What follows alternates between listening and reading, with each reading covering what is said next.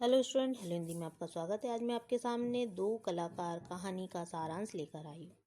चलिए देखते हैं कहानी की जो लेखिका है मनु भंडारी, वो यहाँ पर क्या प्रस्तुत करना चाहती है।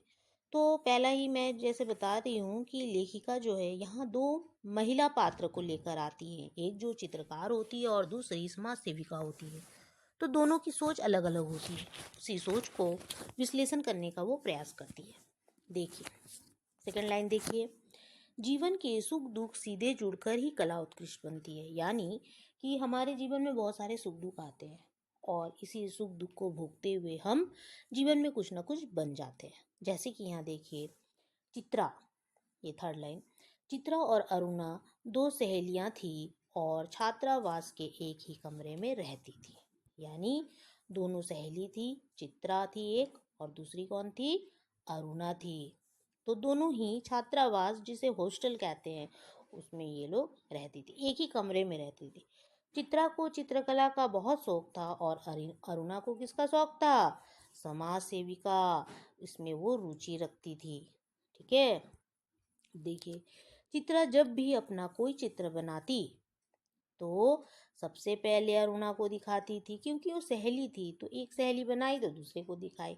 अरुणा को चपरासियों के बच्चों को पढ़ाने, किसी बीमार की सेवा करने आदि में अधिक आनंद आता था। यानी अरुणा जो थी वो तो समाज सेविका थी और उसे समाज सेवा का काम बहुत अच्छा भी लगता था। ठीक है, चलिए एक बार फुलिया ढाई का बच्चा बीमार हुआ तो अरुणा उसकी देखभाल में लगी रही और जब उस बच्चे की मृत्यु हो गई तो उस मृत्यु के दिन अरुणा ने खाना भी ना खाया और ना 2 दिन तक बहुत उदास भी रही। ठीक है, इतना उसे शौक था। चित्रा पढ़ाई समाप्त कर कला के विशेष अध्ययन के लिए वो विदेश जाना चाहती है, जबकि अरुणा यहीं रहना चाहती थी। यानी चित्रा जो चित्र बनाना पसंद करती थी उसे विदेश में जाकर अपने चित्र को निखारना चाहती थी, जबकि अरुणा इसी भारत में रहकर अपना काम करना चाहती थी। वह कागज पर निर्जीव चित्र बनाने के स्थान पर समाज सेवा द्वारा कुछ लोगों के जीवन को सुधारना श्रेष्ठ समझती थी। यानी अरुणा को क्या पसंद था, समाज सेवा का काम, जबकि चित्रा को कागज पर चित्र बनाना पसंद था। अरुणा का देखिए और क्या हुआ। अरुणा परीक्षा के दिन में भी बाढ़ पीड़ितों की सहायता के लिए भटकती रहती है। दोनों के आचार विचार, रहन सहन, रुचियां आदि पर्याप्त भिन्नता होते हुए भी जो स्नेह था उससे समस्त छात्रावास की छात्राओं को ईर्ष्या होती थी। दोनों की सोच देखिए अलग अलग है। दोनों का रहन सहन, आचार विचार सभी में अलगाव है।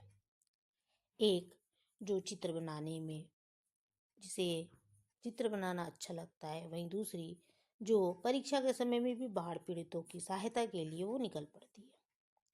तो इतने होने के बावजूद भी दोनों में दोस्ती काफ़ी थी। इसी कारण तो छात्रावास यानी हॉस्टल में जितनी भी छात्राएं थी उन्हें उन दोनों से ईर्ष्या होती थी, यानी जलन होती थी। अंत में चित्रा का विदेश जाने का दिन भी आ गया। छात्रावास में उसे शानदार विदाई पार्टी मिली। अब वो चित्रा का तो मन विदेश जाने को ही था और अब उसका समय आ गया कि अब वो जाएगी। तो छात्रावास की सभी लड़कियां उनके लिए मतलब चित्रा के लिए एक शानदार पार्टी रखती है। चलिए अरुणा ने सुबह से ही उसका सामान ठीक कर दिया, क्योंकि अब उसे विदेश जाना था। उसकी गाड़ी 5 बजे तक थी। चित्रा जो है वो अपने गुरु से मिलने गई थी और 3 बज गया तब तक वो लौटी नहीं। 5 बजे की गाड़ी उसे जाना था। अरुणा उसे खुद जाकर देखने का विचार कर ही रही थी, कि वो देखना चाह रही थी कि कहाँ गई है वो। उसे तो उसकी गाड़ी 5 बजे, वो कैसे जाएगी फिर। तो जाती है तभी देखती क्या है कि चित्रा हड़बड़ाती हुई आती है और कहती है कि गर्ग स्टोर है ना, वहाँ पेड़ के नीचे जो भिखारिन बैठी रहती थी उसी का मैं स्केच बना रही थी।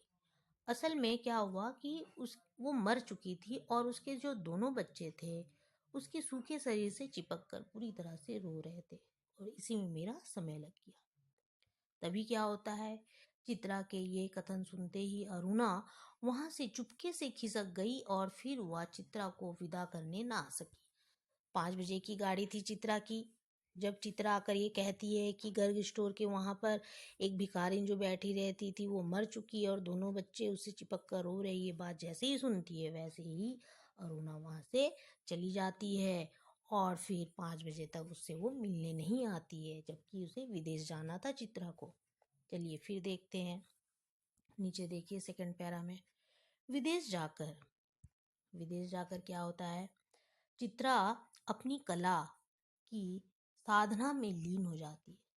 असल में चित्रा को चित्र बनाना बहुत पसंद था, तो उसी में वो मग्न होकर अपनी चित्र में विशेष उपलब्धि करती है। पढ़ाई होता है, इसका डिग्री भी हासिल करती है। भिगमंगी और 2 अनाथ बच्चों का उसका चित्र बहुत प्रशंसित हुआ। वो विदेश जाकर वहाँ पे वो चित्र बनाती है कि एक भिखारी मरी पड़ी है और 2 बच्चे उसे रो रहे हैं। तो ये चित्र जैसे ही बनाई तो चारों तरफ उसकी प्रशंसा होने लग गई। कुछ दिन उसका अरुणा के पत्र व्यवहार होता रहा, फिर भी वह बंद हो गया। कुछ दिन तक तो दोनों पत्र से बातचीत करते थे, लेकिन कुछ दिन बाद वो फिर बंद कर दी, वो भी नहीं भेज रही थी, वो भी। 3 वर्ष बाद जब वह भारत आई तो उसका स्वागत हुआ, क्योंकि उसका चर्चा चारों तरफ फैल गया था। वो प्रशंसित होने लग गई थी चारों तरफ में कि वो भिखारिन का वो जो चित्र बनाई, सभी लोग उसकी प्रशंसा कर रहे थे, सभी उसे जानने लग गए थे। होता क्या है, दिल्ली में उसके चित्रों का प्रदर्शनी लगी। चित्रा ने जो भी चित्र बनाए थे उसकी प्रदर्शनी वो दिल्ली में लगता है। तो अरुणा भी उससे मिलने आई। उसके साथ 8 और 10 साल के 2 बच्चे भी थे। चित्रा के पूछने पर उसने उन बच्चों को अपने बच्चे बताए। जब चित्रा से उसकी मुलाकात होती है, अरुणा वहाँ जाती है दिल्ली में अपने बच्चों को लेकर। वहाँ पर चित्रा से उसकी मुलाकात होती है। चित्रा देखती है, अरे तुम, पहचान जाती है। फिर पूछती है चित्रा, ये बच्चे कौन है? तो वो कहती है, ये मेरे बच्चे। थर्ड पैरा देखिए। थर्ड पैरा में क्या हो रहा है, चित्रा ने बच्चों को प्रदर्शनी दिखाई और अंत में वे उसी चित्र के पास पहुंचे जिसमें भिखारिन और 2 बच्चे थे। चित्रा फिर वो बच्चों को प्रदर्शनी दिखाती है, ये मेरा प्रदर्शनी देख लो, ये मैंने चित्र बनाया है। और फिर दिखाते दिखाते उसी चित्र के पास पहुंचती है जहां पर भिखारिन और उसके 2 बच्चे के चित्र थे। चित्रा ने अरुणा को बताया, इसी चित्र ने इसकी उसे इतनी प्रसिद्धि दिलाई।